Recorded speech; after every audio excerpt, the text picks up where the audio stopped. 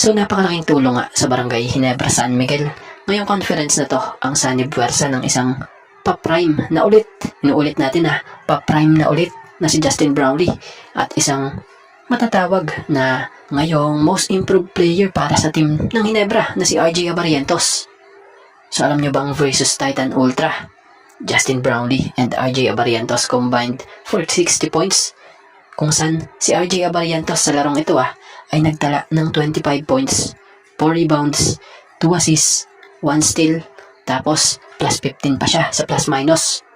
At ito namang si Justin Brownlee naman nagtala ng 35 points, 9 rebounds, 4 assists, 1 steal, 2 blocks, tapos plus 17 siya sa plus minus.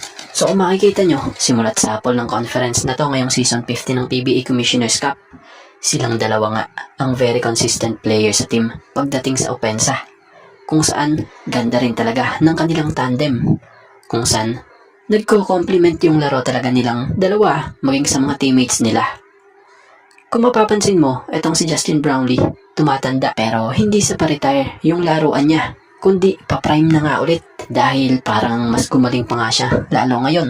Biruin mo kasalukuyang may stats ngayon ito ongoing ng liga na 31.56 points per game, 8.22 rebounds per game, and 4.56 assists per game.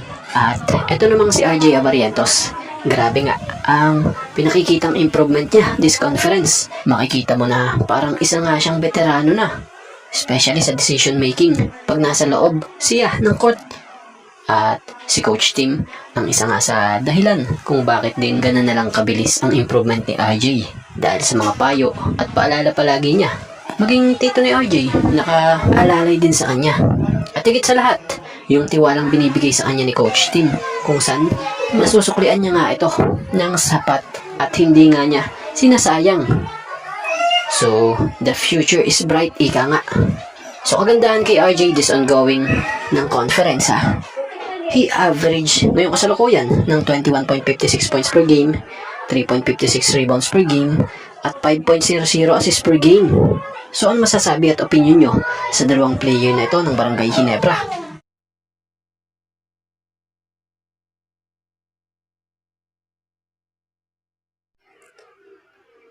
So, mapapansin nyo, sobrang napakalaking improvement nga ng laro ni Troy Rosario since mag-umpisa ang conference na ito hanggang sa pagpapatuloy.